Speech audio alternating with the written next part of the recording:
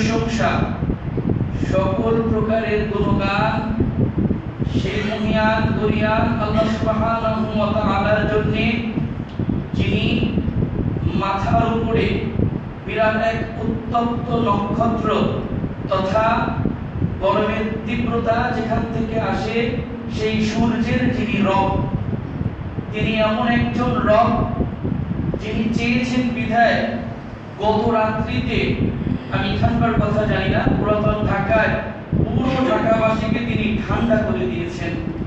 এইরকম একজন রবের বান্দা হিসাবে আমি এবং আপনি, আমরা যারা খুতবার প্রারম্ভে আপনাদের এই ঐতিহ্যবাহী এলাকার ওয়াক্তিয়া মসজিদ থেকে যা জামে মসজিদে রূপান্তরিত হয়েছে, আজকে প্রথমবারের মতো আমন্ত্রিত অতিথি হিসাবে আমি ও আমরা যারা খতিব সাহেব মেম্বারে দাঁড়ানোর পূর্বে রব্বুল আলামিনের ঘরে উপস্থিত হতে পেরেছি, হৃদয়ের গভীর থেকে কৃতজ্ঞতা জ্ঞাপন করছি। আলহামদুলিল্লাহ, আলহামদুলিল্লাহ।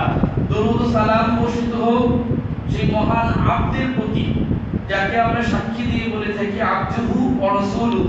তিনি এমন একজন আব্দ তথা বান্দা, ওয়ার্শিপার বা তিনি দাস ছিলেন, যিনি রব্বুল আলামিনের ঘরকে পরিপাটি করে, সুন্দর করে, সুশোভিত করে ইবাদত করেছেন। তিনি আমাদেরকে ঘর থেকে, বাথরুম থেকে শুরু করে, বিদ্যালয় থেকে শুরু করে, রাজতন্ত্র, প্রজাতন্ত্র, অর্থনীতি, প্রত্যেকটি বিষয়, পরিবারতন্ত্র কিভাবে পরিচালিত হবে তা তিনি পুঙ্খানুপুঙ্খানুরূপে বলে গিয়েছেন। যে মহান আদর্শের প্রতি সাইয়্যিদুল মুরসালিন, খাতামান নবিয়্যিন, আহমদ মুস্তাফা মুহাম্মদ মুজতাবা রাসূলে হুদা সাল্লাল্লাহু আলাইহি ওয়াসাল্লামের প্রতি বর্ষিত দরুদ ও সালাম। আল্লাহুম্মা সাল্লি আলাইহি, আল্লাহুম্মা বারিক আলাইহি। মুআজ্জিজ উপস্থিতি, সময় খুব সংক্ষিপ্ত, আলোচনাও খুব দীর্ঘ, কিন্তু চেষ্টা করব এলোমেলো ভাবেও একটি কল্যাণমূলক কথা আপনাদের সম্মুখে তুলে ধরব।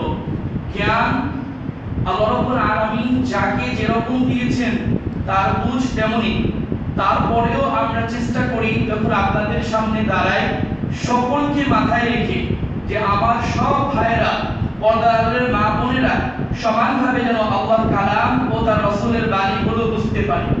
আমার বন্ধুরা, খুতবায় যাওয়ার পূর্বে নিজেকে সকলের চাইতে জ্ঞানে এবং গুণে ছোট মনে করে এই দুটো কথা শুনতে চাই। একটি ইংরেজি শব্দ রয়েছে, তা হলো ডেকোরেশন। শুনেছেন শব্দটা? ডেকোরেশন। আমরা বিয়ে বাড়িতে খাবারগুলো নিয়ে আসি, তাদেরকে আমরা বলি ডেকোরেটর। এই ডেকোরেশন মানে হচ্ছে সৌন্দর্য, পরিপাটি। আপনার ঘরে আপনি আমাকে দাওয়াত করলেন, অথবা আপনার একজন পছন্দের মানুষকে দাওয়াত করলেন, আপনি স্বাভাবিকভাবেই চেষ্টা করবেন আপনার স্বার্থ অনুযায়ী ঘরটা একটু যেন গুছানো থাকে। বিছানার চাদরটা যদি একটু এলোমেলো হয়ে থাকে, তাই একটু টান দিয়ে ঠিক করে দাও না। চেয়ারটা একটু ধুলা আছে, একটা রুমাল দিয়ে মুছে দিলেন। আল্লাহর ঘরে কিছু ডেকোরেশন বিষয় রয়েছে, কিছু সৌন্দর্যের বিষয় রয়েছে। আজকে কিয়ামতের কাছাকাছি সময় 1450 বছরের পরেও আহলে হাদিসদের মসজিদে এসে যখন এগুলো বলতে হয়, তখন নিজেদের উপর ধিক্কার দিতে মন চায়। আমরা কি প্রচার করলাম, হাজার হাজার টাকা নিয়ে যে আপনাদের কাছ থেকে, গাড়ি ছাড়া চলেই না, এরপরেও দেখা গিয়েছে আমরা আপনাদের জন্য কতটা কল্যাণ দিতে পেরেছি। মসজিদগুলো ডেকোরেট থাকতে হবে। এট ফার্স্ট আপনাদের বসাকে সুন্দরভাবে বোঝাতে হবে। যারা হেলান দিয়ে বসেছেন, হেলান ছাড়তে হবে, হেলান ছাড়তে হবে। এটা মসজিদের আদব নয়। যারা দূরে বসেছেন, কাছে আসতে হবে। আপনার কাছে একটা অজুহাত আছে, গরমের দিন ভাই ফ্যানের নিচে বসছি, কিন্তু এখানে তো এসি আছে, এই অজুহাতও নাই। আমি বলার পরেও কিন্তু দেখেন আসতেছেন আপনারা, দেখলেন? সুন্নাতের প্রতি ভালোবাসা থাকলে উঠে আসতে হবে। আর যদি মনে করেন আমি অধম, তাহলে দয়া করে আর কখনো থাকবেন না। আল্লাহর জমিন অনেক বড়। কিন্তু আমি তো এগুলোই বলে যাই। আজকে 10 বছর ধরে এলাকার সাথে পরিচিত, আপনারা চিনেন না, এটা আমার ব্যর্থতা। 10 বছর ধরে এমন কোন মসজিদ নাই, একটা মসজিদ বাদ দিয়ে নামটা বলবো না, যে মসজিদে আমি একটা একাধিকবার না আসছি। আল্লাহ আমাকে না নিয়ে এসেছেন, আলহামদুলিল্লাহ। ওই কাজের থেকে শুরু করে, ইসামপাড়া থেকে শুরু করে, তুমি বড় মসজিদ, ছোট মসজিদ, আজকে আল্লাহ আপনাদের এখানে নিয়ে আসলো। সুতরাং আমি আপনাদেরই কাছের মানুষ। যদি আমাকে আপনারা ভুলভাবে নেন, তাহলে আমার দুঃখ এবং কষ্ট লাগবে। আমি আপনাদের কল্যাণ চাই। আর যাদের একটু স্থূল, হয়তো আপনার কষ্ট হচ্ছে, আপনাকে উদ্দেশ্য করে বলছি, আপনি চেয়ারে বসে যান, কোনো গুনাহ হবে না। কিন্তু হেলান দিয়ে এভাবে বসাটা ব্যাপারটা এমন যেন আমি লেকচার দিচ্ছি, আপনি আদবের খিলাফ করছেন, এটা আমার নিজের অপমান বোধ হয়, হয়তো আপনার কাছে লাগে না। একই প্রশ্ন আপনাকে করি, আপনার বাপ যদি রাস্তায় দাঁড়িয়ে থাকে আর আপনি যদি দুই হাত এমনি করে উঁচু করে দাঁড়ান বা হেলান দিয়ে বসে থাকেন, ওটা যদি বেয়াদবি হয়, আল্লাহর ঘরে শুধু আপনি তাই করছেন। এগুলো কেন হয় না? Because we are not practitioner. আমরা এগুলোকে প্র্যাকটিস করি না, আমরা শুধু বক বক করে চলে যাই আর আপনাদেরকে আমরা উৎসাহ দিয়ে যাই অমুক মাযহাবের বিরুদ্ধে, অমুকের বিরুদ্ধে, অমুকের বিপক্ষে। নিজেদের আমলগুলো আগে শিখে নিই, তারপরে দেখা যাবে। নিজের ঘরকে আগে গুছিয়ে নিই, তারপর অন্যের ঘরের দিকে চোখ দেব। আল্লাহ রাব্বুল আলামিন আমাদেরকে গুছানো পরিবেশে প্রতিটি জুমা আদায় করার তৌফিক দান করুন, আমিন। আজ রাগ করে থাকেন, প্রকাশ্যে ক্ষমা চাইলাম, এর চেয়ে বড় আর কিছু না, মাফ করে দিয়েন। উদ্দেশ্য একটাই, আপনাদেরকে সাথে নিয়ে জান্নাতে যেতে চাই। আমার বন্ধুরা, কিছু আয়াতে কারিমা নিয়ে আজকে কথা বলবো। খুতবার শিরোনামটা ভয়ঙ্কর, রেগে যেতে পারেন। যখন পুরাটা খুতবা শুনবেন রাগ থেমে যাবে। খুতবার শিরোনাম হচ্ছে পৃথিবীর সবচেয়ে বড় দয়াবান মানুষ রাসূলুল্লাহ সাল্লাল্লাহু আলাইহি সাল্লাম কেন মসজিদ পুড়িয়ে দিয়েছেন। অনেকে মনে হয় কানে ভুল শুনেছেন, না ঠিকই শুনেছেন। আজকে খুতবাই এটা, রাসূল সাল্লাল্লাহু আলাইহি সাল্লাম মসজিদ পুড়িয়ে দিয়েছেন কেন? আসুন যদি আল্লাহ রাব্বুল আলামিন পবিত্র কালামে বলেছেন, সূরা তাওবা আয়াত নম্বর 10 আয়াত নম্বর 107 থেকে শুরু করেছি, যতটুকু আগে বাড়তে পারি। আল্লাহ রাব্বুল আলামিন বলেছেন যে ওয়াল্লাযীনা ইত্তাখাযু মাসজিদান জিরারা। আল কোরআনুল কারীম কি গবেষণা করে পাওয়া যায় এই মসজিদ শব্দটি 1 নয় 2 বার 28 বার উল্লেখ করা হয়েছে। সুবহানাল্লাহ, 28 বার। কতটা গুরুত্বপূর্ণ মসজিদ, এই মসজিদের কথা বলা হয়েছে। আপনি বলেন কেমনে? কারণ রব্বুল আলামিন যখন বলে মাসাজিদ, সবগুলো মসজিদ, তখন মক্কা মদিনার মসজিদ থেকে শুরু করে এই পাতিরা নতুন বাজারের মসজিদে চলে আসে, তাই না? সুবহানাল্লাহ, এখানে আল্লাহর ঘরে কোনো ভেদাভেদ নাই। রব্বুল আলামিন এই মসজিদ শব্দটি 28 বার উচ্চারণ করেছেন, যেগুলো আমরা কোরআনুল কারীম থেকে তুলে তুলে ধরে আপনাদের সামনে। রব্বুল আলামিন 4টি মসজিদের নাম উল্লেখ করেছেন। আজকে একটি মসজিদের গল্প সংক্ষিপ্ত আকারে শোনাবো, যতটুকু পরিমাণ পারে আল্লাহ যতটুকু এগানোর তৌফিক দান করেন। ওয়া তাওফীকি ইল্লা বিল্লাহ। বলছিলাম আল্লাহ রাসূল সাল্লাল্লাহু আলাইহি সাল্লাম মসজিদ পুড়িয়ে দিয়েছেন, মসজিদ পুড়িয়ে দিয়েছেন। আবারও বলছি, তিনি বলেছেন আল্লাহ রাব্বুল আলামিন ওয়াল্লাযীনা ইত্তাখাযুল মাসজিদান জিরারা, আয়াত 14 সূরা নম্বর 9 বা নম্বর 11 সূরা তাওবা আয়াত নম্বর 107। একটা ঘটনা বলতে চাই। প্রচন্ড যে প্রখর রোদ এখন চলছে, গ্রীষ্মকাল চলছে, তাই না? 36 থেকে 42 ডিগ্রি আমরা উপভোগ করে আসছি। মাশাআল্লাহ, টের পাইছেন আল্লাহর ক্ষমতা কি জিনিস।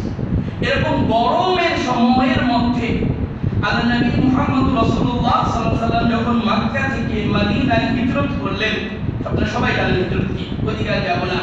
তখন তিনি এই তাবুকের যুদ্ধের জন্য প্রস্তুতি নিচ্ছিলেন। আল্লাহ রাব্বুল আলামিন বললেন ওয়াল্লাযীনা ইত্তাখাযু, যারা মসজিদ নির্মাণ করেছে, যারা মসজিদ নির্মাণ করেছে, জিরারান, ক্ষতি করার জন্য, ওয়া তাফরীকাম, মুমিনদের মাঝে বিদ্বেষ সৃষ্টি করার জন্য, বাইনাল মুমিনিন, ওয়া ইরসাদান, এবং ঘাঁটি স্বরূপ। আমি আমাদের ভাষায় বোঝাই, এটা আপনাদের সহজ হয়। আস্তানা বলি না আমরা, কেলা, ঠিক আছে? আবার বলি, বোঝানোর জন্য বলছি, কেলা বা আস্তানা তৈরি করেছে। কিসের? মুমিনদের বিরুদ্ধে উস্কানি দেওয়ার জন্য, মুসলমানদেরকে মেরে কেটে সাফ করে দেওয়ার জন্য একটি মসজিদ নির্মাণ করা হয়েছিল, যে মসজিদটির নাম মসজিদে জিরার। মসজিদে জিরার, এই মসজিদ যার অর্থ হচ্ছে ক্ষতি সাধনের জন্য তৈরি করা মসজিদ। যে কথায় ছিলাম, আল্লাহ রাব্বুল আলামিন তার নবীকে বললেন, যারা মসজিদকে ক্ষতি সাধন হিসাবে, চক্রান্ত হিসাবে তৈরি করেছিল, মুমিনদের মধ্যে ফিরাক তথা পার্থক্য, বিস্তের ভাই ভাই যেন ঝগড়া লেগে যায়, এ পাড়ার লোকেরা ও পাড়ার লোকদের যেন দেখতে না পায়। তোরা মসজিদ করেছিলি, আমরাও করে দেখাবো। তোদেরটা 2 তালা, আমাদেরটা 3 তালা। তোদেরটায় 1 টনের এসি, আমাদেরটা 1 টনের এসি। তোদেরটায় পৃথিবী সাহেব, আমারটা মক্কার সাহেব। মানে এই যে প্রতিযোগিতা করে হেয় করার জন্য, মুসলমানদের মাঝে বিদ্বেষ সৃষ্টি করার জন্য, মুসলমানদের মধ্যে ফারাক সৃষ্টি করে দেওয়ার জন্য, যদি কেউ আজও এইরকম উদ্দেশ্য নিয়ে আল্লাহর ঘর নির্মাণ করে, একই মাসালা, এটাও হবে মসজিদে জিরার। মসজিদ এরকম হয়েছিল। তাবুক যুদ্ধের গল্প বলছিলাম। আল্লাহ রাসূল সাল্লাল্লাহু আলাইহি ওয়াসাল্লাম তখন তিনি তাবুকের সময়ে চলে যাবেন। ওই মুহূর্তে ঘটনাক্রমে এমন যে যারা একটি মসজিদ নির্মাণ করলো চারটি উদ্দেশ্যে, আবার বলছি, এক, কুফরি করার জন্য আল্লাহর সাথে, মুমিনদের মাঝে পার্থক্য সৃষ্টি করার জন্য, এবং মুমিনদের বিরুদ্ধে আল্লাহ ও তার রাসূলের বিরুদ্ধে একটি ঘাঁটি, একটি ক্লাব, একটি আস্তানা তৈরি করলো যেখান থেকে সকল কিছু ইন্ধন দেওয়া হতো, উস্কানি দেওয়া হতো মুসলমানদের বিরুদ্ধে। আল্লাহ রাব্বুল আলামিন আয়াতে কারিমাতে বলতেছেন উদ্দেশ্য একটাই, যাতে করে তারা আল্লাহ ও তার রাসূলের বিরুদ্ধে যুদ্ধ করতে পারে। তুমি যদি তাদেরকে জিজ্ঞেস করো ওয়ালা ইয়াহলিফুন্না ইন আরাদনা ইল্লাল হুসনা, ভাই রিজন কি, এই মসজিদটা কেন বানিয়েছেন, তখন তারা আল্লাহর নামে কসম করে বলবে। কয়বার কসম করবে? দুইবার তিনবার কসম করে বলবে আমরা অবশ্যই এই মসজিদ নির্মাণ করতে আল্লাহর জন্যই তো। এই কি করা, মসজিদ কি আবার কেউ দমনের জন্য নির্মাণ করে? এটা আল্লাহ রাব্বুল আলামিন বুঝাচ্ছেন। আল্লাহ তাআলা বলতেছেন তাদেরকে যদি জিজ্ঞেস করো যারা মসজিদে জিরাত তৈরি করেছিল তারা আমার নামে কসম করে বলবে ইন আরাদনা ইল্লাল হুসনা, আমাদের আর কোনো পারপাস ছিল না, আমাদের আর কোনো উদ্দেশ্য ছিল না, শুধুমাত্র আমরা এই মসজিদটি নির্মাণ করেছি আল্লাহর জন্য, আল্লাহ সন্তুষ্টির জন্য, আপনাকে খুশি করার জন্য, দ্বীন প্রচারের জন্য। রব্বুল আলামিন বলেছেন না, আমি আল্লাহ তাআলা সাক্ষী দিচ্ছি তারা মিথ্যাবাদী, আমি আল্লাহ তাআলা সাক্ষী দিচ্ছি তারা মিথ্যাবাদী। আল্লাহু ইয়াশহাদু ইন্নাহুম লাকাযিবুন। তাহলে মাসালা কি, ফয়সালা কি? আল্লাহ রাব্বুল আলামিনের ফয়সালা পরবর্তী আয়াত সূরা তাওবা 108। রব্বুল আলামিন বলেন লা তাকুম ফীহি আবাদা, নবী মুহাম্মদ সাল্লাল্লাহু আলাইহি ওয়াসাল্লাম আপনি কোনদিনও ওই মসজিদে গিয়ে নামাজ আদায় করবেন না। যে মসজিদ ক্ষতির জন্য নির্মিত হয়েছে, যে মসজিদ মুসলমানদের জন্য নির্মাণ করা হয়েছে, আপনি সেখানে গিয়ে কখনো নামাজ আদায় করবেন না। লা তাকুম ফীহি আবাদা, আপনি ওই মসজিদে গিয়ে নামাজ আদায় করুন। লা মসজিদুন, ওই মসজিদ উসসিসা, যার ভিত্তি, যার বিল, যার প্রস্তর, যার খুঁটি, যার পায়া, যার যা বলেন পিলার সবকিছু নির্মিত হয়েছে কি ইট, বালু, সিমেন্ট, পাথর, চুনা, মোজাইক টাইলস না, কি দিয়ে তৈরি করা হয়েছে? আল্লাহু আকবার, আল্লাহু আকবার। আপনারা ধরতে পারবেন কিনা? মসজিদ নির্মাণের জন্য ইট, বালি, সিমেন্ট, রড, পাথর, মোজাইক টাইলস লাগে, এটা স্বাভাবিক বিষয়।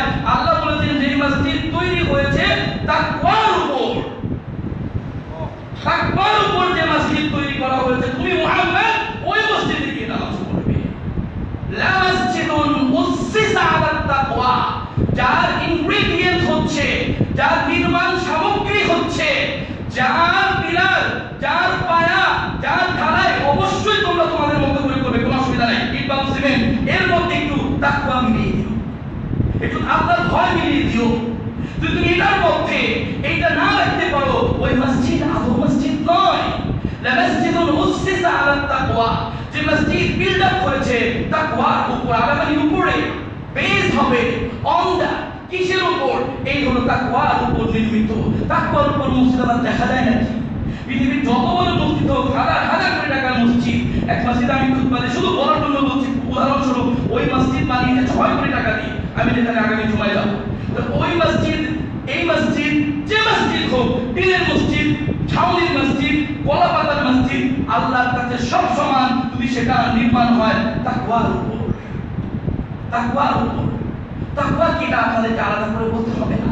রমজান এসেছিল কেন? তাকওয়ার জন্য। 2 মাস পরে, 1.5 মাস পরে ঈদুল আযহা, এখানেও তাকওয়ার কথা বলা হয়েছে। মসজিদ নির্মাণ করা হবে, এটাও তাকওয়ার জন্য।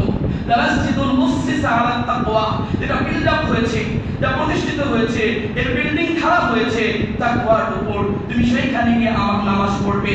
ফিহি রিজালুন, তুমি ওই মসজিদে গিয়ে দেখো, এখানে মদিনায় কুবা যে একটি মসজিদ রয়েছে, আপনারা জানেন যারা হজ করতে গিয়েছেন, এই কুবার মসজিদ, এটাকে আল্লাহ রাসূল সাল্লাল্লাহু আলাইহি ওয়াসাল্লাম হিজরত করে প্রথমে যেখানে তিনি মসজিদ বানিয়েছিলেন, ওই মসজিদে তুমি নামাজ পড়ো। সেখানে কিছু এমন লোক রয়েছে যারা মনের দিক দিয়ে এবং দেহের দিক দিয়ে পবিত্র। এক কথা, মন ফ্রেশ, মনের ভিতরে কোনো ঘৃণা নাই, কোনো ঘৃণা নাই।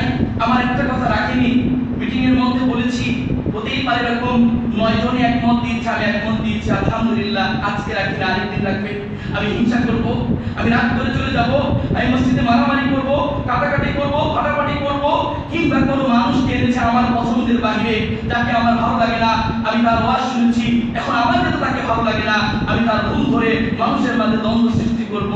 এখানকার লোকরা এমন নন, ওখানকার লোকরা কেমন? রিজালুন ফিহি ইউহিব্বুনা আন ইয়াতাতাহহারু, তারা পবিত্রতা অবলম্বন করে দেহের দিক দিয়েও মনের দিক দিয়েও। আর আল্লাহ রাব্বুল আলামিন এদেরকে বড়ই ভালোবাসেন। বলছিলাম গল্পটির কথা, আবার চলে যাই। যখন ঘটনাটি এমন, এই আয়াতের প্রেক্ষাপট, যে 3টি আয়াত দুটি বলেছে, আরেকটু পরে বলবো, এই আয়াতগুলোর প্রেক্ষাপট কি? তাফসীরে বাগাবী, তাফসীরে ইবনে কাসির থেকে প্রমাণিত সুস্পষ্টভাবে, আরো বিভিন্ন তাফসীরে সিরাত ইবনে হিশামের এই গল্পগুলো এসেছে, যেখানে একজন ব্যক্তি ছিলেন, তার নাম হচ্ছে আবু আমির। আবু আমির ছিলেন বিশিষ্ট সাহাবী হানজালা রাদিয়াল্লাহু তাআলা আনহু এর হতভাগা পিতা। সাহাবীর পিতা হতভাগা কেন? একটু থামুন, আস্তে আস্তে বুঝবেন। হানজালা রাদিয়াল্লাহু তাআলা আনহু এমন, যখন তিনি আল্লাহর জন্য শহীদ হয়ে গেলেন, যখন কোনো লোক পাওয়া যাচ্ছিল না, ফেরেশতারা এসে আসমান থেকে তাকে গোসল করিয়ে দিয়েছে। এই হানজালা রাদিয়াল্লাহু তাআলা আনহু এর পিতা ছিলেন আবু আমির। তিনি ইহুদি ধর্মের অনুসারী ছিলেন, ঈমান আনেননি। দয়াল নবী সাল্লাল্লাহু আলাইহি ওয়াসাল্লাম যখন মক্কা থেকে মদিনায় হিজরত করে চলে গেলেন, আবু আমির তার কাছে এসে প্রশ্ন করত, ফতোয়া জিজ্ঞেস করত, ইসলাম সম্পর্কে, ঈসা আলাইহিস সালাম সম্পর্কে, ইহুদি ধর্ম সম্পর্কে। আল্লাহর রাসূল আল্লাহর কাছ থেকে জেনে জেনে উত্তর দিতেন।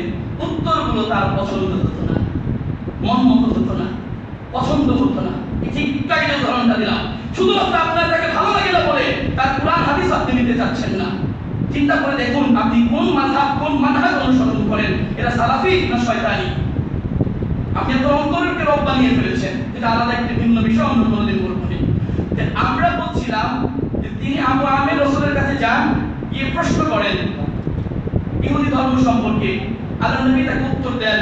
উত্তরে হি কুডন্ট স্যাটিসফাই, মন ভরে না, তার মন মতো হয় না। সে আল্লাহ রাসূলের কাছে যায়, প্রশ্ন উত্তর শুনে মন ভরে না। একটা পর্যায়ে সে রাসূলকে বলল, আমি দোয়া করি আল্লাহর কাছে তুই মুহাম্মদের ধ্বংস হয়ে যা। বদদোয়া করল, 2 নম্বর বদদোয়া আরেকটা করেছেন, যে আমি দোয়া করি, বদদোয়া করি, যদি আমি হকের উপর থাকি, আবু আমির বলতেছেন, আর যদি আপনি হকের উপর না থাকেন, তাহলে আপনার সাথে আপনার বংশধরের জন্য সম্পর্ক নষ্ট হয়ে যায়, আত্মীয়রা যেন আপনাকে যেন ছেড়ে যেন ছিন্ন বিচ্ছিন্ন হয়ে যায়। বলে বলে সে কসম করে বলল, আমি আবু আমির আজকের পর থেকে আপনার বিরুদ্ধে, ইসলামের বিরুদ্ধে ঘোষণা করলাম, আমি এর বিরুদ্ধে লেগে থাকব। যেমন কথা তেমন কর্ম। মদিনায় হুনাইন যুদ্ধের পর থেকে, আপনারা জানেন, শুনেছেন এই কথাগুলো, যতগুলো যুদ্ধ হয়েছে, হুনাইন যুদ্ধ পর্যন্ত যতগুলো যুদ্ধ হয়েছে, সবগুলো যুদ্ধে আবু আমির মুসলিমদের বিরুদ্ধে কাফেরদেরকে, মুশরিকদেরকে, ইহুদিদেরকে, নাসারাদেরকে সরাসরি অথবা পরোক্ষভাবে সাহায্য করেছিল। ঘটনাটা এমন যে আল্লাহর রাসূল সাল্লাল্লাহু আলাইহি সাল্লাম হাওয়াযিন নামক এক শক্তিশালী কাফের সৈন্যবাহিনীকে হারিয়ে ফেলেছিলেন। এবার আবু আমির চিন্তা করলো, মদিনায় নবী মুহাম্মদ সাল্লাল্লাহু আলাইহি সাল্লাম আয়েশা তার সাথীদেরকে নিয়ে এত বড় দলকেও হারায় ফেললো, আমার আর ভাত নাই, এই এলাকায় আমার আর ভাত নাই। পালিয়ে গেল সে সিরিয়ায় চলে গেল। সিরিয়ায় চলে যাওয়ার পর সেই সিরিয়া তখনকার ইহুদিদের খ্রিস্ট ধর্মের কেন্দ্রস্থল ছিল। আপনার কেন্দ্রস্থল পর্যন্ত না, ভারত যেমন হিন্দুদের কেন্দ্রস্থল, পৃথিবীতে সব দেশে কম বেশি হিন্দু আছে, কিন্তু হিন্দুদের কেন্দ্রবিন্দু ভারত। ঠিক অনুরূপ ভাবে ইহুদিদের কেন্দ্রবিন্দু ছিল তখন কোথায়? সিরিয়া। সিরিয়ায় গিয়ে সে মদিনায় যারা অন্তরে রাসূল সাল্লাল্লাহু আলাইহি ওয়াসাল্লামকে ঘৃণা করত, মুখে বলতো না, তাদেরকে তিনি চিঠি লিখলেন নিজ হাতে। চিঠি লিখে বললেন, আমি যেখানে আছি খুব ভালো আছি, তোমরা যদি গোপনে একটা মসজিদ নির্মাণ করো, আর যদি ওই মসজিদে মুহাম্মদ সাল্লাল্লাহু আলাইহি ওয়াসাল্লামকে দিয়ে নামাজ পড়াইতে পারো, তাহলে তো তারা মনে করবে তোমরা তাদেরই সাথের লোক। সুতরাং আমি এখানে থেকে বাদশা এই রাজ্জাসীকে সাথে নিয়ে তোমাদের বিরুদ্ধে, মুসলমানদের বিরুদ্ধে তোমাদের পক্ষ নিয়ে যখনই সময় পাবো তখনই শেষ করে দেব। রাসূল সাল্লাল্লাহু আলাইহি ওয়াসাল্লামকে কতল করে ফেলবো, আমি প্রস্তুত আছি সিরিয়াতে, তোমরা এখন গোপনে কাজ করে যাও। তার চিঠি পেয়ে ছোট্ট করে একটা ঘর নির্মাণ করা হয়েছিল মদিনাতে, এবং সেই ঘরটার নাম হচ্ছে মসজিদে জিরার। এই মসজিদ নির্মাণ করে তারা রাসূলুল্লাহ সাল্লাল্লাহু আলাইহি ওয়াসাল্লামের কাছে এসে বলে, হে আল্লাহর রাসূল, আপনি তো দেখতেছেন কত বৃদ্ধ লোক আছে আমাদের সমাজে, মসজিদে পায়ে হেঁটে যেতে পারে না, কষ্ট হয়ে যায়। কত শিশু আছে যেতে পারে না, কষ্ট হয়ে যায়। কত নারী আছে এত দূরে কুবা মসজিদে পায়ে হেঁটে যেতে পারে না, কষ্ট হয়ে যায়। আমরা একটা মসজিদ নির্মাণ করেছি, আপনি একটু উদ্বোধন করে দেন, আপনি একটু উদ্বোধন করে দেন। কি করতে হবে? একটা ওয়াক্ত নামাজ পড়ে দেন আমাদের মসজিদে। তখন আমরা জানবো যে আলহামদুলিল্লাহ মুসলমানদের নবী, আমাদের নবী এখানে সালাত আদায় করেছেন। নবী সাল্লাল্লাহু আলাইহি ওয়াসাল্লাম তিনি তো গায়েব জানেন না, আবার প্রমাণ করো। তিনি বলেন, আচ্ছা দেখো, এই তীব্র রোদে আমি তো এখন তাবুক যুদ্ধে যাচ্ছি, এখন সম্ভব না, চলে আসার পথে যখন আমি যুদ্ধ শেষ করে চলে আসবো তখন আমি তোমাদের সাথে নামাজ আদায় করব। আল্লাহ রাসূল সাল্লাল্লাহু আলাইহি ওয়াসাল্লাম তাবুক বিজয় করলেন, তিনি চলে আসলেন। মদিনায় আসার পথে এক জায়গায় তিনি বিশ্রাম নিচ্ছেন, তখন রব্বুল আলামিন এই আয়াতগুলো দিয়ে তাকে জানিয়ে দিলেন, তুমি যে মসজিদে যাবা মুহাম্মদ, এটা তো তোমাদের বিরুদ্ধে তৈরি করা হয়েছে।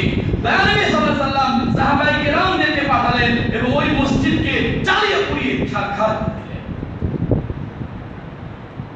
আল্লাহু আকবার। তিনি মাত্র যাবেন, কি নামাজও পড়বেন, ওই মুহূর্তে আসমান থেকে ওহী আসলো। বলছিলাম পরবর্তী আয়াত পড়ব, আয়াত নাম্বার 109।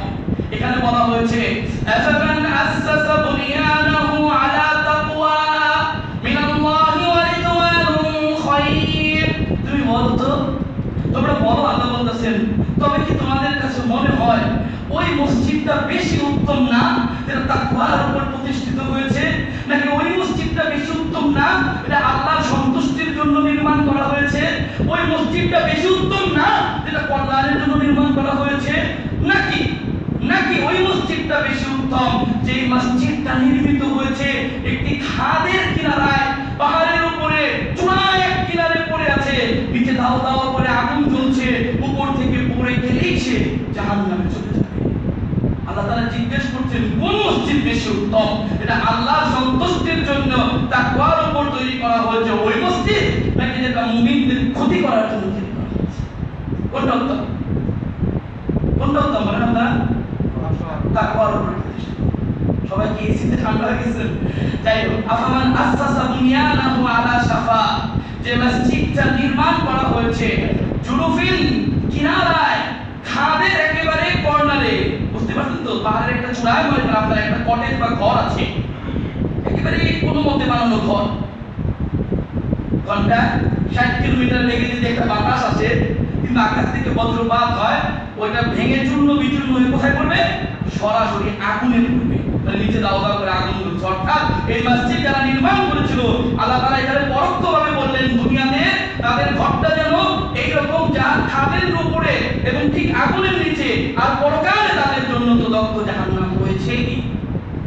আমার বন্ধুরা, আজকের এই গল্প দ্বারা সুস্পষ্ট বোঝা গেল, আমরা যারা মসজিদ নির্মাণ করেছি, করতেছি, করব, এগুলোর যেন একটু ইট বালু সিমেন্টের সাথে, একটু রডের সাথে যেন এক চিমটি তাকওয়া মিলিয়ে দেওয়া হয়।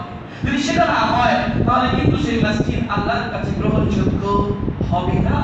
এমনকি রাসূলুল্লাহ সাল্লাল্লাহু আলাইহি সাল্লামের আদেশে মসজিদকে পুড়িয়ে দেওয়া হয়েছিল।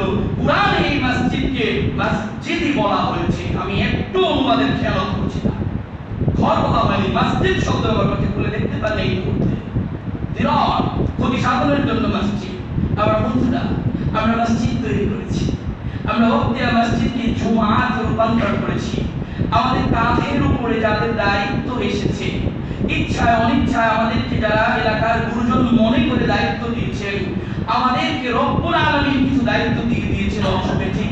যা 9 নম্বর সূরা, 9 নম্বর পারা, 8 নম্বর পৃষ্ঠা, 18 নম্বর আয়াতে সূরা তাওবায় আল্লাহ সুবহানাহু ওয়া তাআলা বলেছেন যে ইন্নামা ইয়া'মুরু মাসাজিদাল্লাহ, যারা যোগ্যতা অর্জন করবে আল্লাহর ঘরকে পরিচালনা করার, যারা কমিটি হবে, আর বলে বলবো যারা সেক্রেটারি হবে, যারা ক্যাশিয়ার হবে, যারা মুতাওয়াল্লি হবে, যারা সচিব হবে, যারা সদস্য হবে, তাদের উপর দায়িত্ব হলো মান আমানা বিল্লাহ, তারা আল্লাহর প্রতি দৃঢ় বিশ্বাস রাখে।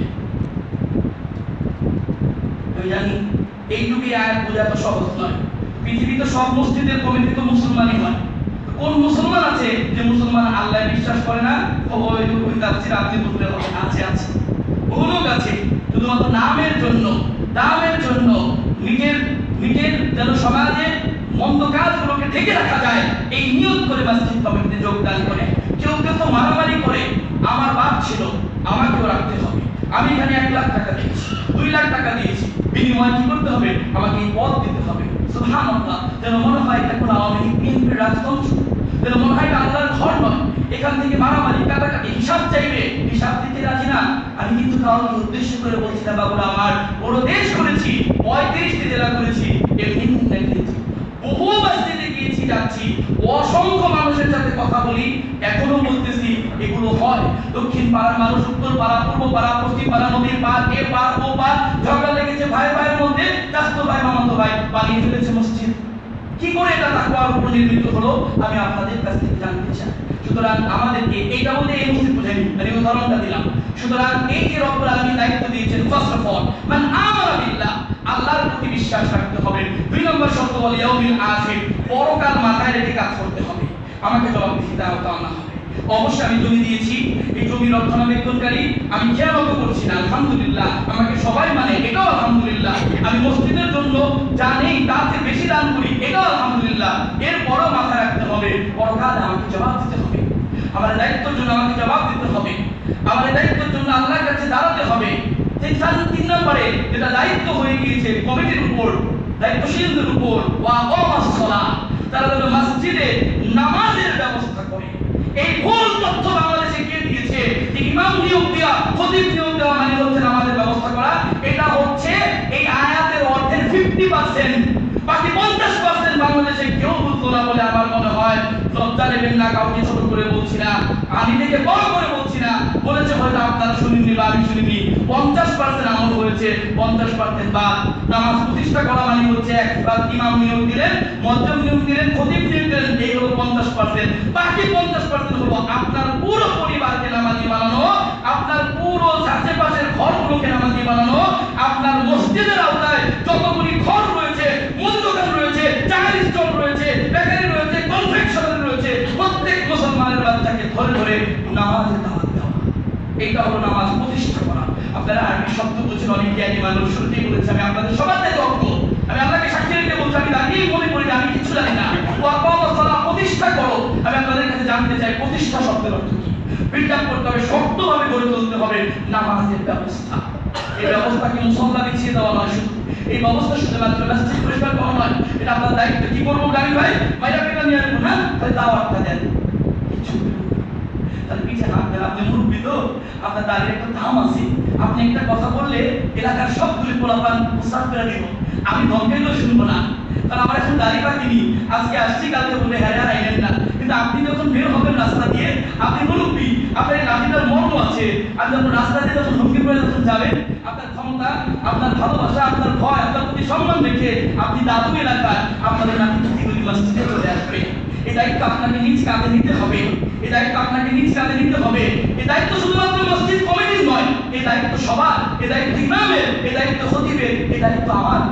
আমি আজকে চলে এসেছি এখানে রমজান করতে করতে, রাস্তায় কি আমি লোককে নামাজে দাওয়াত দিয়েছি কিনা? ওয়াকামাস সালাহ, এটা ডিজার্ভ করে 18 নম্বর আয়াত অনুযায়ী 4 নম্বরে বলা হয়েছে সামর্থ্য হলে যাকাতের ব্যবস্থা করবেন। 5 নম্বর সবচেয়ে বড় কথা, ওয়ালাম ইয়াখশা ইল্লাল্লাহ, মসজিদ নির্মাণ করতে গিয়ে, মসজিদে নামাজ প্রতিষ্ঠা করতে গিয়ে, আল্লাহর প্রতি ঈমান আনতে গিয়ে, পরকালকে বিশ্বাস করতে গিয়ে, নামাজ কায়েম করাতে গিয়ে, যাকাত প্রদান করতে গিয়ে, লাম ইয়াখশা ইল্লাল্লাহ, আল্লাহ ছাড়া পৃথিবীর কাউকে ভয় করবে না। যার অন্তরে খালি আল্লাহর ভয় থাকে, ও আবার কাকে কেয়ার করে? গুলি, বারুদ, বোমা, জেল, জুলুম কিচ্ছু তারা ছেড়ে না। ও চিন্তা করে মরলেও এভাবে আল্লাহর কাছে চলে যাবো, ভালোভাবে মরলো ইন্না লিল্লাহি ওয়া ইন্না ইলাইহি রাজিউন, আর যদি অন্যভাবে মরে যায় তাও ইন্না লিল্লাহি নাকি? একই তো কথা। আপনি মরবেন কিভাবে? আল্লাহর পথে থেকে নাকি শয়তানের পথে থেকে, সেটা আপনার ব্যাপার। সুতরাং আমি অনুরোধ করবো এই আয়াতের আলোকে আমরা যেন আমাদের এলাকার মানুষদেরকে যেন নামাজমুখী করি। সাপ্তাহিক জুমার খুতবা আমরা আসবো, দেবো, ভুলে যাবে, এক একজনের এক এক রকম বক্তব্য, সবাই ভালো কথা বলবে, কিন্তু আমরা যাদের জন্যই মসজিদ করেছি আমরা যাদের জন্য, সমাজের জন্য মসজিদ একটা কেন্দ্রবিন্দু মুসলমানদের, এখান থেকেই দ্বীন প্রচার হবে, আরো বেশি বেশি দাওয়াতি কাজের ব্যবস্থা করতে হবে। আল্লাহর নবী মুহাম্মদ রাসূলুল্লাহ সাল্লাল্লাহু আলাইহি ওয়াসাল্লাম বড় উদ্বুদ্ধ করেছেন আপনাদের এই কাজকে, সুবহানাল্লাহ, আপনাদেরকে উদ্দেশ্য করে, হ্যাঁ এই মসজিদ কমিটিকে উদ্দেশ্য করে বলছে আল্লাহ, আপনাদেরকে উদ্দেশ্য করে আল্লাহর নবী বলেছেন, মা আয়েশা সিদ্দিকা রাদিয়াল্লাহু তাআলা আনহা বলেন, তিনি বলেছেন যে আমার রাসূলুল্লাহ সাল্লাল্লাহু আলাইহি ওয়াসাল্লাম মাসসানামা বিনাআত মাসাজিদি ফি দাওরি, আল্লাহর নবী সাল্লাল্লাহু আলাইহি ওয়াসাল্লাম গ্রামে গঞ্জে, হাটে বাজারে, পাড়া মহল্লায় মসজিদ নির্মাণের নির্দেশ দিয়েছেন। সুবহানাল্লাহ। আর কি করতে বলেছেন? আপনাদের পরবর্তী দায়িত্ব আনতা নাসফা ওয়া তাতাওয়াবা, তারা যেন মসজিদগুলোকে পরিষ্কার পরিচ্ছন্ন রাখে। সুবহানাল্লাহ। আবার একটি কথা বলতেই হয়, পরিষ্কারের জন্য মসজিদ রাখছি না, 10,000 টাকা বেতন দেয়, আইছেন একটা চিপসের প্যাকেট পড়ে আছে, আল্লাহর পছন্দটা জানিও না, ইচ্ছা করে করেনি, কিন্তু মাত্র পরিষ্কার করে গিয়েছে, আপনারই না দিয়েছে, মুদুল্লির না দিয়েছে, চিপসের প্যাকেট ফেলা গেছে, মসজিদ গিয়া সামজাদার গাতি কাজ কইরা দরে আজকে খাইছি, তো চাকরি এক্ষুনি খেয়ে দেব। মুদুল্লি রাত করে বসে আছে বাইরে, কি হচ্ছে, টাকা নামাজে দেবেন না, যাইতাম না নামাজে, কেন দেবেন না, এই ব্যাপারে তাই কর। ইন্নালিল্লাহি ওয়া ইন্না ইলাইহি রাজিউন। আপনার কাছে কি মনে হয় বাবা, আমার সাথে চলেন, নিজের চক্ষু দেখা এগুলো জীবনের অভিজ্ঞতা শেয়ার করছি বন্ধু আমার, এগুলো হচ্ছে ঘরে ঘরে, আল্লাহর প্রত্যেকটা ঘরে ঘরে এখন এগুলো হচ্ছে। অথচ সে যদি একবারে আয়াতটা হাদিসটা জানতো, যেটা আমি বলেছি, তিনটে হাদিস গ্রন্থে রয়েছে, বর্ণনা করেছেন আবু দাউদে 455 নম্বর হাদিস, ইমাম তিরমিজি হাদিসটি নিয়ে আসছেন 694 নম্বর হাদিস, এমনকি ইবনে মাজাহতে এসেছে 759 নম্বর হাদিস। মসজিদকে পরিষ্কার পরিচ্ছন্ন রাখা এবং যথাসাধ্য সুগন্ধি ব্যবহার করা। কি হয়েছে না হয়, লাল কার্পেটটা দূর থেকে বোঝা যাচ্ছে এক টুকরা বালু পড়ে আছে, একটা চুল কারো মাথা থেকে পড়ে গিয়েছে, কিংবা কেউ এসেছিল পায়ের ময়লা লেগে গিয়েছে, না হয় আমি নিজেই একটা গলা দিয়ে দেই, আমার মান সম্মান চলে যাবে, আমার ইগোতে লেগে যাবে, আমার স্ট্যাটাস কমে যাবে। আল্লাহর ঘর পরিষ্কার করলে সুবহানাল্লাহ, আমরা কেমন হয়ে গিয়েছি তাই না? মনে আছে ওই হাদিসটা বারবার বলে বলে আমরা মানুষদেরকে বোঝাই, লোকটা যখন প্রস্রাব করে দিল, আল্লাহ রাসূল কি বললেন, থামো না, করতে দাও, ও জানে না, ওকে প্রস্রাব করতে দাও, ও করেছে, তুমি একবার কি পানি এনে ঢেলে দাও। শুনছেন না, কতবার শুনছেন, এটা উদারতা, পরিষ্কার পরিচ্ছন্নতা। আমি এটা বলছি না যে আপনি গিয়ে প্রতিদিনই অবশ্যই মসজিদ করবে, কিন্তু যদি একটু কুকিনাটি লেগে থাকে, একটু কাপকস করে থাকে, আপনি যদি নাও করেন, তাও বলছি তাকে আদেশ দেন, আমি এদিকে হোক উঠবে, মানুষ না দেখবেন, এই যেদিকে ময়লা একটু পরিষ্কার করো, রাগ করিয়েন না, তাদের গালাজ করিয়েন না, চাকরি খাওয়ার ভয় দেখায় না। ইমাম সাহেবরা দেখি কমিটির নামও নিতে ভয় পায়, বলতে চায় না, রাত্রি চাকরি চলে যায়। এই যারা চাকরিকে রবের আসনে বা বসিয়েছে এবং দায়িত্বশীলদেরকে মনে করে যে আমাদের রিজিক শুধুমাত্র তারাই ব্যবস্থা করবেন, এটা ঠিক নয়। বলছিলাম মসজিদ কমিটির দায়িত্ব আরো বহু রয়েছে, আমরা আর এই দিকে যাব না। আমার বন্ধুরা, আল্লাহর নবী মুহাম্মদ রাসূলুল্লাহ সাল্লাল্লাহু আলাইহি ওয়াসাল্লাম বাণী শোনায় আপনাদেরকে, তিনি বলেছেন আলা আদুল্লুকুম আলা মা ইয়ামহুল্লাহু বিহিন্নাল খাতায়া। শুনুন শুনুন, তোমাদের একটা কথা বলবো, একটা আমল শিখাবো, নবী বলতেছেন একটা আমল শিখাবো, যে আমলটা করলে তোমাদের সমস্ত পাপ মুছে যাবে। সুবহানাল্লাহ, ইউহিল্লাহু বিহিন্নাল খাতায়া, তোমাদের পাপগুলো মুছে যাবে। একটা আমলের কথা বলবো, আল্লাহ রাসূল বলতেছেন যে আমলটা করলে ওয়ারফাউ বিহি দারাজা, তোমাদের মান মর্যাদা, স্ট্যাটাস মর্যাদা, যেটার জন্য আমরা কি ফেসবুকে স্ট্যাটাস না, এটা ওরা সবাই দিতে পারে, আল্লাহর কাছে স্ট্যাটাস বড় করুন, দুনিয়াতেও লাভবান হবেন, পরকালেও মহা সম্মানিত হবেন, যেটা এই হাদিসে বলা হয়েছে। তার স্ট্যাটাস বাড়িয়ে দেওয়া হবে কোন কারণে? বলু সাহাবীরা বলেন বালায় রাসূলুল্লাহ, বলবেন না মানে নেকিয়ত পুছপুছ এক্ষুনি কোন কি করলে জীবনের সমস্ত গুনাহ মাফ হয়ে যাবে, কি করলে আমার মর্যাদা উপর দিকে উঠবে। আল্লাহ রাসূল বলেন শুনো, ইসবাগুল উযুরি আলাল মাকারিহি, কষ্ট থাকা সত্ত্বেও তুমি ওযু করো। সুবহানাল্লাহ, কষ্ট থাকা সত্ত্বেও তুমি ওযু করো। প্রতি বছর এই হাদিসটা সবাই বলি আমরা, ঠান্ডার বেলায়, ঠান্ডার দিনে, শীতের দিনে। কালকে ওদের করতে গিয়ে গবেষণা করলাম, সুবহানাল্লাহ, এই হাদিসটা গ্রীষ্মকালেও চলে আসে, কারণ 2 মিনিট কল ছাড়ার পরেও যখন দেখি আমার বাড়ির কলের পানি ঠান্ডা হয়নি, তখন আমার এই হাদিস মনে পড়ে, এই মতো আল্লাহর রাসূল বলেছেন সুবহানাল্লাহ, ইসবাগুল উযুরি আলাল মাকারিহি, কষ্ট থাকা সত্ত্বেও ওযু করো। ওয়া কাসরাতুল খুতা ইলাল মাসাজিদি, বেশি বেশি মসজিদের দিকে গমন করো, বেশি বেশি মসজিদে যাও। বেশি বেশি মসজিদে যাও মানে কি? ফজর জোহর আসর মাগরিব এশা না, এটা ছাড়াও, এই 5 ওয়াক্ত ছাড়াও অবসরে বসে আছেন, ভিডিও গেমস খেলতেছেন, তাই না? অবসরে বসে আছেন, অবৈধ কাজে লিপ্ত হয়ে আছেন। অবসরে বসে আছেন, তাস আর লুডু নিয়ে রাস্তায় বসে খেলে গেছেন। অবৈধ কাজে বসে আছেন, 4-5 জন বন্ধু মিলে সিগারেট মুখে নিয়ে বের হওয়া করতেছেন। আপনি চিন্তা করতেছেন না এই সময়টা মসজিদে চলে যায়, মসজিদগুলোকে খোলা রাখতে হবে রাত ব্যতীত সারা দিন, যাতে করে বান্দারা যেন চলে আসতে পারে। যদিও যুগের সাথে আমরা বুঝি কিছু শহরের মসজিদে বাধ্যবাধকতা আছে, চুরির বিষয় আছে, বুঝি না? এমনি তো রাজি না দাঁড়াই, কিন্তু বুঝি। কিন্তু যেহেতু এটা ভিতরের মসজিদ, যদি অসুবিধা না হয়, আই রিপিট, যদি অসুবিধা না হয়, তাহলে মসজিদগুলোকে খোলা রাখুন। যে কোনো মুহূর্তে কাসরাতুল খুতা ইলাল মাসাজিদি, বান্দারা যেন বেশি বেশি মসজিদের দিকে যেতে পারে। 3 নাম্বার অত্যন্ত চমৎকার বিষয়, ওয়া ইন্তিজারুস সালাতা বাদাস সালাতি, এক নামাজের পর আরেক নামাজের জন্য অপেক্ষা করা। বুঝেন কি পয়েন্টটা? এই পয়েন্টটা মারাত্মক কিন্তু সহিহ মুসলিমে 211 নম্বর হাদিস, এক নামাজের পর আরেক নামাজের জন্য অপেক্ষা করা। যখন পড়েছেন আপনি আজকে জুমা, যত চিল্লাই এক শ্রেণীর লোক সালামটা ফিরে দিই, আমি জানি আজকেও পড়বে না, আজকেও পড়বে, কারণ এরা জুমার জন্য আসেনি, এরা আসছে যে মা পাঠাইছে, আপনারা ওঠ জুমা পড়তে যাবি না, তোর বাপে গেছে তুই যাস না কেন? যদি আল্লাহর জন্য আসতো তাহলে নামাজটা পড়ে এরকম করে দৌড় দিত না। এখানে কি হচ্ছে, কি আছে, কে দিয়ে টাকা বিতরণ হচ্ছে? কোনো লক্ষ কোটি টাকা, কোনো সেলিব্রিটি আসছে, কি আসছে? কেন নামাজটা পড়ে 2 রাকাত নামাজ পড়তে চাই না? এক নামাজের পর থেকে আরেক নামাজের অপেক্ষা করতে চাই না, কারণ মসজিদে মন করে না, এখানে তৃপ্তি পাই না, এখানে তৃপ্তি পাই না। তৃপ্তি যদি পাইতাম সাহাবাদের মতো দিন রাত মসজিদে পড়ে থাকতাম, মসজিদে পড়ে থাকতাম অবসর সময়গুলো। আপনাকে কাজ কাম ফেলে রেখে বলিনি, যখন পড়েছেন বাড়িতে চলে গিয়েছেন, অসুস্থ মানুষ আপনি, দোকানে গিয়েছেন, হসপিটালে গিয়েছেন, আসরের সময় পর্যন্ত আপনার মনে খেলে আসতেছে আজানটা কবে দিব, ঘুমায় গেছেন, কিন্তু উঠে আরেকটা বাজে, আবার ঘুমাইছেন, উঠে না পুনে 3টা বাজে, আপনার কাছে লাগতেছে আসর হয়ে গেছে, আবার ঘুমাই 3:30 বাজে, কখন 1 ঘন্টা বাকি, অবশেষে 4:30 বাজে হাইয়া আলাস সালাহ নামাজ পড়ে আসছেন। আপনি জানেন আপনার এই কর্মটা আল্লাহর কাছে কত প্রিয় হয়ে গিয়েছে, কত প্রিয় হয়েছে আপনি জানেন? জানাচ্ছি।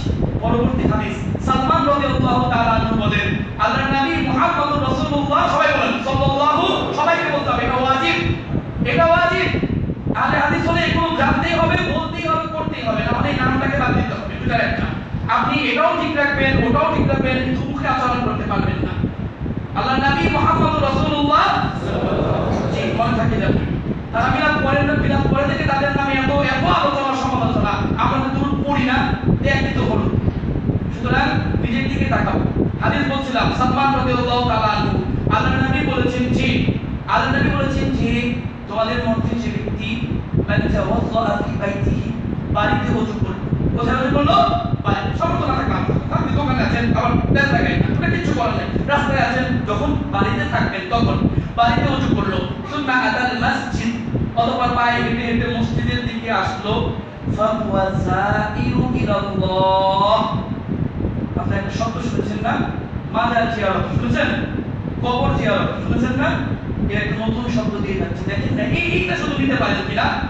যে ব্যক্তি বাড়িতে ওযু করলো এবং হেঁটে হেঁটে মসজিদের দিকে চলে আসলো, যেন সে আল্লাহর জিয়ারত করলো, আল্লাহর জিয়ারত। সুবহানাল্লাহ, হাদিসের শেষ অংশ গান হারিয়ে দেবে, অন্তর চূর্ণ বিচূর্ণ করে দেবে। যদি নিম্নতম ঈমান থাকে, আল্লাহর হাদিসের প্রতি ভালোবাসা থাকে, আল্লাহ রাসূল বলেছেন ওয়ামান আহাব্বা, আর আল্লাহর উপর মুযিরি, এটা ওয়াজিব হয়ে যায়, এটা দায়িত্ব হয়ে যায়, আইয়ুকরিমাস সাহির, যে ব্যক্তি আল্লাহর কাছে এসেছে আল্লাহ যেন তাকে সম্মান করে। আজকে বলে দিয়ে যেতে চাই বাংলাদেশের বাংলা ভাষাভাষী মানুষকে, জীবনে যতবার 2 রাকাত নামাজের জন্য এই হাদিসটা মাথায় রেখে মসজিদে আসবেন, আপনাকে গর্বের সাথে বুক ফুলাতে হবে, আমি বাটা ওই লোক যে আল্লাহর জিয়ারতকারী। এগুলো কি অনুভূতি, এগুলো ইলম, এগুলো মাথা থেকে অন্তর থেকে বেরিয়ে পড়ে আপনি আল্লাহর জিয়ারতকারী। আপনি যদি কারো ভিজিট করেন, আরো ক্লিয়ার বলি, তার সাথে সাক্ষাৎ করেন, মিটিং করেন, সে আপনাকে একটা ফুলের তোলা দেয়, বড় মানুষ হলে, সম্মানিত শিক্ষিত মানুষ হলে আপনাকে চেয়ার পেতে দেয়, দ্যাট ইজ কল রেসপেক্ট। আপনাকে খেতে দেয়, দ্যাট ইজ কল রেসপেক্ট। আল্লাহ আপনাকে রেসপেক্ট করছেন কিভাবে? বান্দা তুই আয়, আমি তোর অভাব, আমি তোর দুঃস্বভাব, আমি তোর টাকা পয়সা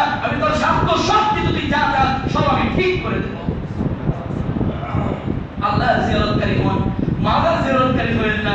কবর জিয়ারত করা সুন্নাহ, কিন্তু আল্লাহর জিয়ারতকারী হন। প্রত্যেক ওয়াক্তে মসজিদের দিকে চলে আসুন। তাই তো আমার নবী মুহাম্মদুর রাসূলুল্লাহ সাল্লাল্লাহু আলাইহি ওয়াসাল্লাম বলেছেন, লা তামনাউ ইমা আল্লাহি মাসাজিদাল্লাহ। হাদিস বর্ণনা ইমাম বুখারী 900 নম্বর হাদিস, 900 নম্বর হাদিস। তোমরা আমার নারীদেরকে, মা বোনদেরকে মসজিদে যেতে বাধা দিও না, মসজিদে যেতে বাধা দিও না। ওরা যদি জুমার জন্য আসে, কামকাজ করে ওরা যদি আসতে পারে, তোমরা তাদেরকে স্বামীরা আসতে দাও, অনুমতি দাও। আর যদি মসজিদে এসে কালগপ্প করেন, মসজিদে এসে যদি বান্ধবী খেলেন, শ্বশুরের নামে বদনামি করেন, শাশুড়ির কথা বলেন, কালকে আমদানি দিয়া রান্না করছিলেন, লবণ কম হয়েছে তার বেশি হয়েছে, এইসব যদি গল্প করেন, আপনি এখন মসজিদ থেকে বের হয়ে যান, আগামী জুমায় আসবেন না, যতক্ষণ পর্যন্ত মহিলাদেরকে বলছি আপনার এই স্বভাব দূর না হবে। কারণ আবু হুরায়রা রাদিয়াল্লাহু তাআলা আনহু বলেন, হাদিস বুখারী 934, আল্লাহ রাসূল সাল্লাল্লাহু আলাইহি ওয়াসাল্লাম বলেছেন, যখন তোমরা মসজিদের দিকে যাবে, জুমার সালাত করবে, এবং তুমি মনে রাখবে তুমি যখন তোমার ভাইয়ের সাথে কারোর সাথে তুমি কথা বলবে না। ওয়াল ইমাম ইয়াখতুব, তুমি যদি কারোর সাথে কথা বলো আর ইমাম খুতবা দিচ্ছে, তাহলে তোমার এই কথা বলাটা অনর্থক কাজ হয়েছে। এই যে আপনাদেরকে যে হেলান থেকে সরিয়ে দিয়েছিলাম না, এই হাদিসের এই যে নয়, যে এখনো হেলান দিয়েছে আপনার পিছনে কিন্তু সোজা করে দিলাম, সোজা করুন, হ্যাঁ হেলান দিয়ে না, সোজা করুন, হেলান দিয়ে না, হেলান দিয়ে না। আপনি কিচ্ছু বুঝবেন না, বুঝলেন না, বাইরে গিয়ে আপনি কিচ্ছু বুঝবেন না। এইভাবে না, ইসলামে হবে না। আজকে যদি এখানে ডাইরেক্ট বলছি, মাননীয় প্রধানমন্ত্রী থাকতে স্পষ্ট কথা, সাহস পেতেন সবার আগে সামনের চেয়ারটা নিয়ে বসতেন। আজকে আল্লাহর ঘরের সামনে তুই সামনে যা, কারণ যে যত বেশি সামনে থাকবে সে আল্লাহ তত বেশি নৈকট্য জিয়ারতকারী হবে। জিয়ারত আমরা পিছিয়ে পড়ে থাকি কেন? যুবকরা কেন পিছিয়ে? আজকের এই কাতার বলতে কেন প্রত্যেকটা কাতারে সাদারি কেন, কালোদারি নেই কেন? কারণ তোমাদের আগ্রহ নাই ইসলামের প্রতি। আমি তোমাদেরকে অনেক কথা বলেছি, তোমাদেরকে আমি ভালোবাসি, তোমার কাছে মনে হতে পারে আমি তোমার সমালোচনা করছি, কারণ কাল কিয়ামতের দিন কাঠগড়ায় তোমার সামনে আমি দাঁড়িয়ে যখন বলবো যে আমি কোনো একদিন মসজিদে দাওয়াতগুলো দিয়ে গিয়েছিলাম কুরআন এবং সুন্নাহর আলোকে, নির্যাস থেকে, তারা এগুলো মানেনি। আল্লাহ জিজ্ঞাসা করবেন, তোমাদের কাছে আমার বার্তা মেসেজ পৌঁছেছিল, তোমরা কেন মানোনি? এই না মানার পরিণতি জাহান্নাম ছাড়া কিচ্ছু না। ইসলাম এত সহজ না। আপনি মনে করছেন যে ঠিক হয়ে যা, আমরা যাই ইচ্ছা তা করুন, এত সহজ? আত্মসমর্পণ করতে হয় আল্লাহর কাছে। আমার নবী মুহাম্মদুর রাসূলুল্লাহ সাল্লাল্লাহু আলাইহি ওয়াসাল্লাম হাদিস বলেছেন, যেভাবে আমি আপনাদের স্পষ্টভাবে বললাম, আমার বন্ধুরা, ইন্তিজারুস সালাত বা'দা সালাতি, এক ওয়াক্ত নামাজ থেকে আরেক ওয়াক্ত নামাজের জন্য অপেক্ষা করতে হবে। এবং সেই হাদিসের মধ্যে আসছে 649 নম্বর হাদিস, ইমাম মুসলিম নিয়ে আসছেন, কেউ যদি সুন্দর করে নামাজ আদায় করার পরেও চুপচাপ বসে থাকে, ফেরেশতারা বলতে থাকে, আল্লাহুম্মা গফির লাহু, আল্লাহুম্মা তুব আলাইহি, আল্লাহ তুমি রাসূল ভাইকে ক্ষমা করে দাও, আল্লাহ তুমি জনি ভাইকে ক্ষমা করে দাও, আল্লাহ তুমি ওই ভাইকে তুমি তওবা কবুল করে নাও। ততক্ষণ পর্যন্ত মা লাম ইউদিহি ফিহি ওয়া লাম ইউহাদ্দিসু ফিহি, যতক্ষণ পর্যন্ত এই ভাই আরেক ভাইকে কষ্ট না দেয় আর কারোর সাথে কথা না বলে। দুইটি কন্ডিশন, ওকে? আজকে খুতবা শেষ অংশ, দুইটি কন্ডিশন দিচ্ছি, শিখিয়ে দিয়ে যাচ্ছি, একটা চমৎকার আমল শিখিয়ে দিয়ে যাচ্ছি, যেটা আপনাদের জন্য খুবই কাজে দেবে। সেটা হলো কি? দুইটি কন্ডিশন। আজকে ফরজ নামাজ পড়বেন, আজকের পর থেকে 1 মিনিট 30 সেকেন্ড 20 সেকেন্ড 10 সেকেন্ড, না পারলে মুরব্বি 1 সেকেন্ড। 1 সেকেন্ড কাকে বলে? যারা গণিত শাস্ত্রের বিজ্ঞানী তারা বলেছেন 1 বলতে যতক্ষণ সময় লাগে তাকে 1 সেকেন্ড বলা হয়। এই সময়টুকু আপনি ফরজ নামাজ পড়ে, সুন্নত নামাজ পড়ে যখন আপনার নামাজ শেষ, আবার বলতেছি পুরো নামাজ যখন শেষ, উঠবেন না, 1 সেকেন্ড হলেও বসবেন। এই হাদিসটাকে স্মরণ করে জামিল ভাই বলে গেছিল, আমার নাম রাখা দরকার নেই, হাদিসটা স্মরণ করে আপনি বসে থাকেন চুপচাপ, কারোর সাথে কথা না বলেন, আর কারো ধাক্কা ঘুষা না দেন, আদি আর ঘাট টপকে না দেন, তাহলে আপনার জন্য ওই 1 সেকেন্ডই ফেরেশতারা ক্ষমা দোয়া করতে থাকবে। আমি অনুরোধ করছি, প্লিজ এই নতুন আমলটি, যদি এটা নতুন নয়, আমরা কি আমলটা চালু করতে পারি না? ইনশাআল্লাহ দৌড় দেবেন নামাজ পড়ে, দৌড় দেবেন ইনশাআল্লাহ, বলে দৌড় দেবেন না, নামাজ পড়ে দৌড়াবেন না। আর তো আসলে বুঝতে পারছি, তো বুঝেই বলছি, আল্লাহ কবুল করছে না, আমিও আপনার জন্য দোয়া করবো। আপনারা কি কষ্ট পাচ্ছেন না? আমাদের গায়ে একবার চিন্তা করে দেখেন কতটা ভালোবাসা থাকে খুতবা তৈরি করতে করতে জানেন 18 ঘন্টা লাগছে। কি মনে হয় মানে আইসিইউ কাপড় পরে দাঁড়িয়ে গেছি এত ইজি? 18 ঘন্টা লাগছে। এই আয়াত ওই আয়াত খুঁজতে খুঁজতে খুঁজতে খুঁজতে কি বলবো, কোনটা আগে বলবো, কোনটা এটা তো এমন না যে সার্চ করে নিয়ে চলে আসি ইন্টারনেট থেকে, না কোনো গবেষণা। আমি তো আপনাদের লোক, আপনাদের কি মনে হয় চাইলে সুবহানাল্লাহ আলহামদুলিল্লাহ দুটা হাদিস বলে আজকে খুতবা শেষ করতে পারতাম না? আমার এখানে তো ওই জ্ঞান নাই যে আপনাদের প্রশংসা করে করে একবার আসমানে দিয়ে উঠা দিতে তো পারতাম না। ওই জ্ঞান আমার আছে। চ্যালেঞ্জ করবে, আসেন আমার দ্বারা আন্দোলনটা শুরু করি। ওগুলো পড়বো না, ভালোবাসি বলে নিজেদের ভুলগুলো শুধরে দিয়ে গেলাম, দু চারটা আমল শিখে দিয়ে গেলাম। আর বিশ্বাস করি আমি যে এই মসজিদ আল্লাহর তাকওয়ার উপর তৈরি করে দাও তুমি। আল্লাহ তুমি আমার ভাইদের যেভাবে তারা তৈরি করেছেন, যদি কোনো ত্রুটি বিচ্যুতি থেকেও থাকে আমাদের দ্বারা, তুমি আল্লাহ আমাদেরকে তাকওয়ার উপর প্রতিষ্ঠিত করার তৌফিক দান করো। আমিন। ওয়া আখিরু দাওয়ানা আলহামদুলিল্লাহি।